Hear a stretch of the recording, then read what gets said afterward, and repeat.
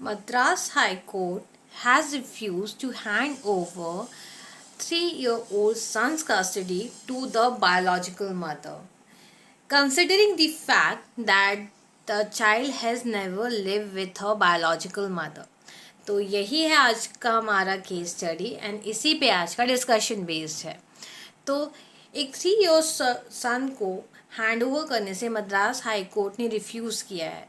किसको रिफ्यूज़ किया है? बायोलॉजिकल मदर को रिफ्यूज़ किया है. एंड क्या कहा है उन्होंने कहा है कि दैट जो 3 year सन है वो कभी अपनी माँ के साथ, बायोलॉजिकल मदर के साथ नहीं रहा है. तो आज की ये कहानी बेस्ड है एक सन की कस्टडी से रिलेटेड, जो कि उसकी बायोलॉजिकल मदर को डिनाई की गई है. क्या है ये केस स्टडी, क्यों इम्पोर्टेंट है? Let get into that fact. क्या यहाँ पे गार्जियनशिप एंड वार्ड एक्ट का यूज़ किया गया है, किस तरीके से इसे इम्प्लीमेंट किया गया है. सो ये केसेस उन मदर्स के लिए भी बहुत इम्पॉर्टेंट है जो जिनके कोई चाइल्ड नहीं है, and how they can go for the things and understand the things that is legally very important. And यहाँ पे जो बायोलॉजिकल मदर है उनको क्यों डिनाई की गई है, बहुत ही इम्पॉर्टेंट जजमेंट है for all the women's, for all the mothers out there.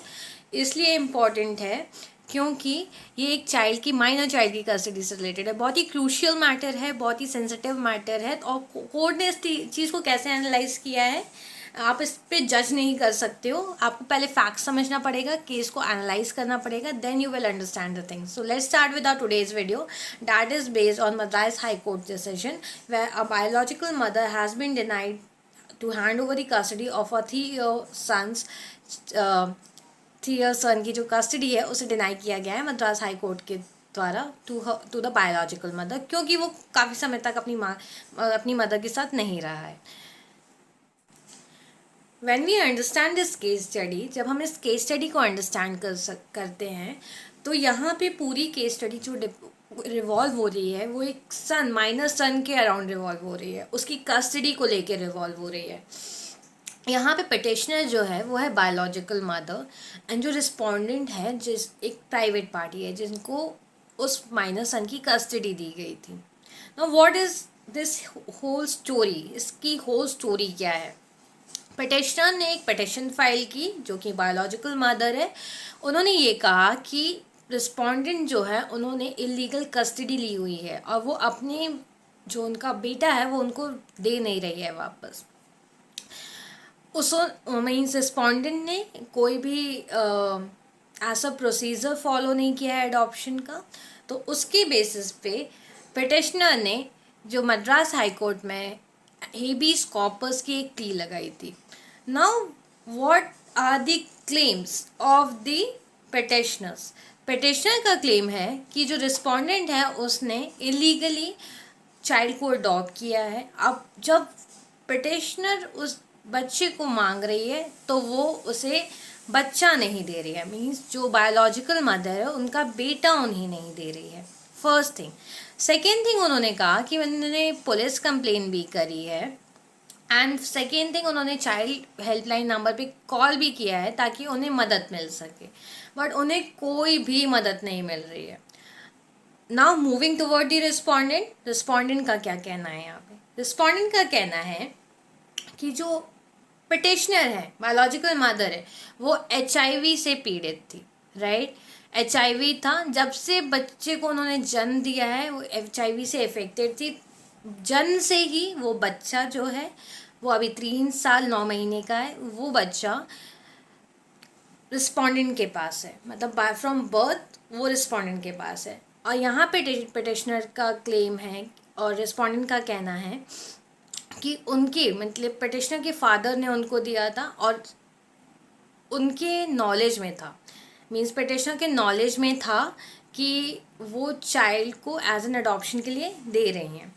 Petitioner का कहना है कि without her consent his father has given the child to the respondent. यहाँ पे पिटिशनर का कहना है, बट रिस्पोंडेंट कह रही है कि नहीं, उनकी कंसेंट थी, उन्होंने बच्चे को अडॉप्शन के लिए दिया था, एज उन्होंने लीगल प्रोसेस नहीं फॉलो की है. नाउ रिस्पोंडेंट ने एक पिटिशन लगाई है इन प्रिंसिपल डिस्ट्रिक्ट जज के अंडर इरोड में, सेक्शन 7 एंड सेक्शन 8 और गार्जियन एंड वार्ड्स एक्ट में उन्होंने माइनर की कस्टडी के लिए, एडॉप्शन के लिए वहाँ पे एक पिटिशन लगाई है जो कि स्टिल पेंडिंग है, राइट। एंड ये जो हेबियस कॉर्पस की WP फाइल की गई है, रिट पिटिशन फाइल की गई है पिटिशनर के द्वारा, तो कोर्ट ने ऑब्जर्व किया कि जो चाइल्ड वेलफेयर के पर्सपेक्टिव से उन्होंने सोचा, चाइल्ड वेलफेयर क्या है कि बच्चा कभी जन्म से माँ के पास सही रहा ही नहीं है, बायोलॉजिकल मदर के पास, मीन्स पिटिशनर के पास, वो जन्म से ही रिस्पोंडेंट के पास रहा है। तो एज पर चाइल्ड के वेलफेयर को अगर हम देखें तो ये जो बच्चा है वो अभी रिस्पोंडेंट के पास होना चाहिए। वो 3 साल 9 महीने का बच्चा है, HIV से वो ग्रसित है। अब एक पिटिशन ऑलरेडी फाइल है जो कि ऑलरेडी पेंडिंग चल रही है डिस्ट्रिक्ट कोर्ट में, तो इस हेबियस कॉर्पस की जो आपने प्ली लगाई है उसे डिसाइड करना मींस एक बहुत ही प्रॉपर वे नहीं होगा, क्योंकि आर्टिकल 226 राइट्स के अकॉर्डिंग अभी राइट्स ही डिसाइडेड नहीं है पिटिशनर्स के। तो जो उन्होंने एनालाइज किया सिचुएशन को कि as per the thing that अगर हम चाइल्ड के वेलफेयर को देखें, आप बचपन से ही वो बच्चा रिस्पोंडेंट के पास है तो वो रिस्पोंडेंट के ही पास रहना चाहिए जब तक कि डिस्ट्रिक्ट कोर्ट ये डिसाइड ना कर ले। जो गार्जियनशिप एंड वार्ड एक्ट में उन्होंने पिटिशन फाइल की थी वो स्टिल पेंडिंग है। जब तक लोअर कोर्ट उस चीज़ को डिसाइड नहीं करेगी then how can we decide this particular right of yours under article 226 of the constitution of India, right.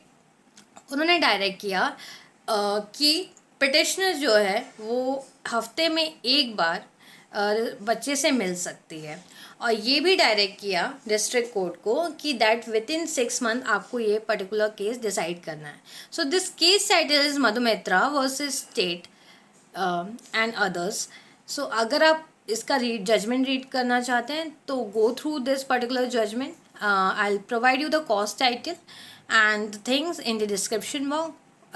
If you need any help from my end, अगर और कोई information चाहिए, do tell me through your comment section and stay connected with me guys on my YouTube channel, that is Advocate Anshleka Soni. Do subscribe, share and hit the notification bell. Bye everyone.